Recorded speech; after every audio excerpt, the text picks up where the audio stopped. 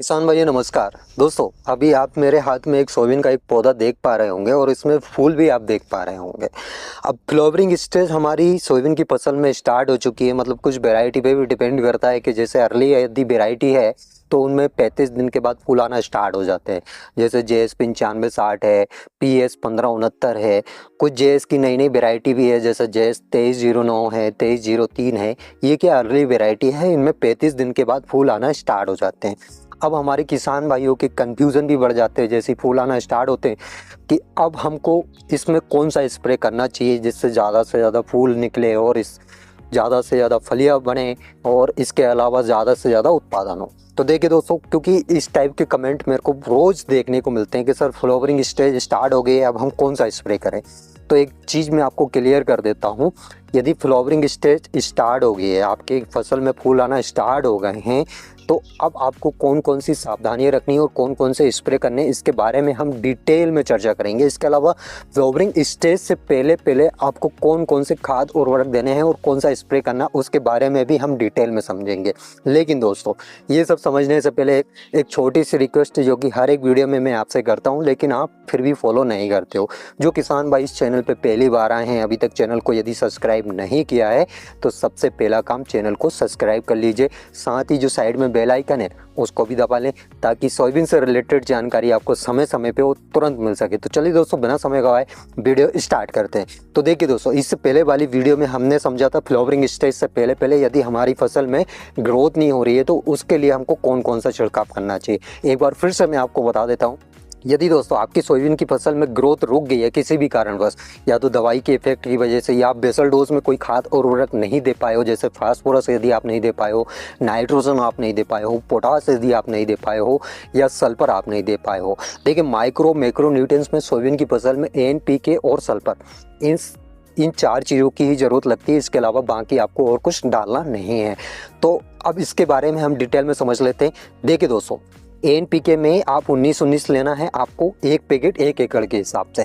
और वो कौन सा लेना है वो भी मैंने आपको इससे पहले वाली वीडियो में बताया था। श्रीराम या इफको कंपनी का NPK आपको लेना है 19-19, और उसमें आपको जिब्रेलिक एसिड मिलाना। पहला स्प्रे ये होगा। अब दूसरा स्प्रे ह्यूमिक एसिड। अब ये ह्यूमिक एसिड भी आपको इफको कंपनी का लेना है। हालांकि बहुत सारी कंपनी ह्यूमिक एसिड बना रही है, लेकिन आपको स्पेशली इफको कंपनी का ही लेना है, अदर कंपनी का आपको नहीं लेना है, क्योंकि इफको कंपनी के रिजल्ट ह्यूमिक एसिड के बहुत बढ़िया देखे जाते हैं। और ह्यूमिक एसिड का ऐसा नहीं है कि आप फोलियर स्प्रे ही कर सकते हो, आप बेसल डोज में भी ले सकते हो। ये सिर्फ मैं आपको जानकारी के लिए बता रहा हूँ। अभी आप बेसल डोज तो आप मिलाओगे नहीं, लेकिन मैं आपको बता रहा हूँ ह्यूमिक एसिड का यूज़ कर सकते हो। इसके अलावा बीज उपचार में भी आप ह्यूमिक एसिड का यूज़ कर सकते हो।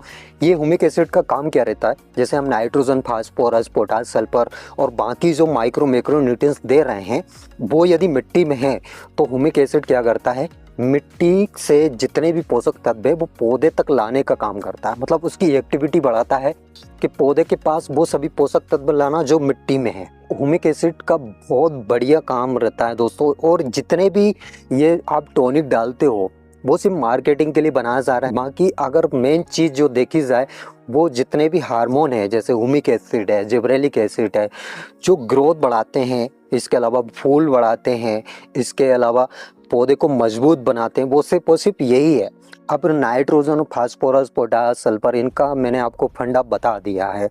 अब ये फ्लावरिंग स्टेज के बाद आपको कौन कौन सा स्प्रे करना चाहिए। देखिए दोस्तों, इस एक चीज़ मैं आपको क्लियर कर देता हूँ। यदि फ्लावर आ चुके हैं या फिर स्टार्ट हुए हैं तो उस स्टेज पे आपको कोई सा भी स्प्रे नहीं करना है।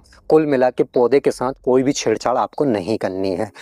यदि फूल आ रहे हैं तो, क्योंकि हमारे काफ़ी किसान भाई ये गलतियाँ करते हैं, स्प्रे कर देते हैं और उसका रिजल्ट देखने को ये मिलता है कि काफ़ी फूल गिरने लगते हैं या फिर गिर जाते हैं। तो आपको फ्लावरिंग स्टेज पे सोयाबीन की फसल में कोई भी छेड़छाड़ नहीं करनी है, बाद में कर सकते हैं।